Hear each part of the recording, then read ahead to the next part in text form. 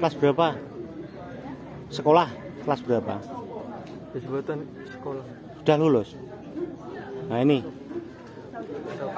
Hah? Kelas 11. Kelas 11. Umur 16. 16. Iya Pak, mencari prestasi. Belum mencari prestasi karena sekarang zamannya prestasi. Aku juga sedang menunggui untuk adik-adiknya. Nah, acara hari ini untuk semangatnya untuk adik-adik, pesan-pesan dari Bapak Sesepuh Pripun. Terima kasih atas informasinya yang saya pesan pada adik-adik saya. Karena apa?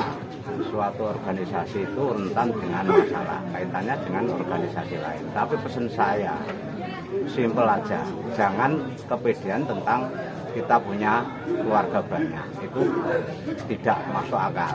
Yang penting diri kita yang membangun kepribadian kita juga ke depan, kita gimana pola hidup kita gimana, walaupun kita punya saudara banyak, itu jangan kepedean tentang itu. Karena apa? Itu juga rentan dengan masalah, karena kita juga sulit dengan nafsu itu.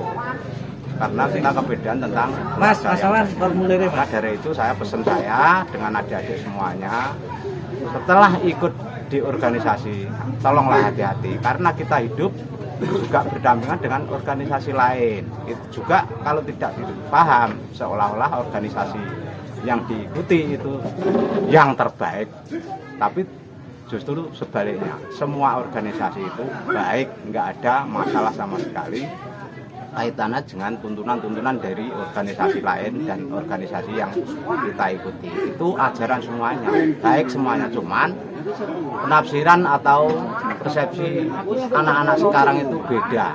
Seolah-olah kita punya saudara banyak, itu malah kepedean, polanya juga kebacot. Bacot itu saya kira salah besar.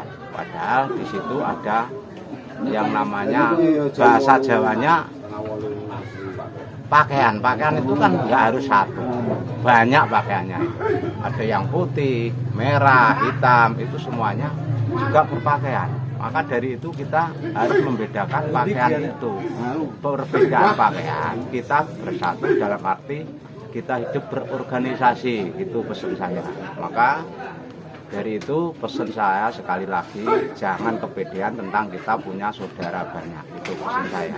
Tolong jiwa kita dibina, jiwa kita dianalisir supaya tidak kepedean tentang kita punya keluarga banyak. Itu terima kasih. Kalian itu biasanya pemicu-pemicu atau oknum-oknum yang tidak bertanggung jawab bermedia sosial, seakan-akan ada pergerakan. Itu pendapatnya sampean, mungkin saran-saran sampean untuk pengendalian bagaimana? Ya, itu termasuk rentan dengan masalah karena kaitannya dengan media sosial untuk sekarang ini, bahasan yang kejadiannya enggak sama sekali, terus diwalik faktanya kejadian yang sebenarnya. Itu juga kita harus antisipasi dengan kejadian di medsos. Karena apa? Justru bahasa hoax kita respon positif, kejadiannya juga fatal. Maka dari itu kita berhati-hati dengan medsos. Kita harus cari fakta yang sebenarnya. Jangan kita berburu-buru atau kita tergesa-gesa menganalisis masalah di medsos. Itu kita harus cari fakta yang sebenarnya. Maka dari itu kita hidup bermedsos itu harus hati-hati mengungkap masalah di medsos itu. Kita harus hati-hati sahabat. Kalau tidak hati-hati, justru sebaliknya kita malah nambah masalah. Itu pesan saya. Oke, terima kasih. Penjelasan sangat luar biasa, panjang dan lebar, sangat jelas. Semoga adik-adik dari IKSPI bisa mendengarkan apa yang dikatakan dengan sesepuh niki. Nah, niki paring asmo panggilan Mbah Tasmu dari cabang Blora bagian kerohanian. Ngoten nggih Mbah nggih? Alhamdulillah. Semoga berkah dalam latihan ini membawa IKSPI lebih jaya. Seperti itu sedulur gambaran pada saat kegiatan ada ditunggui oleh Bapak polisi, karena kebiasaan yang rawan itu pulangnya setelah latihan, makanya ada pengamanan dari Bapak polisi.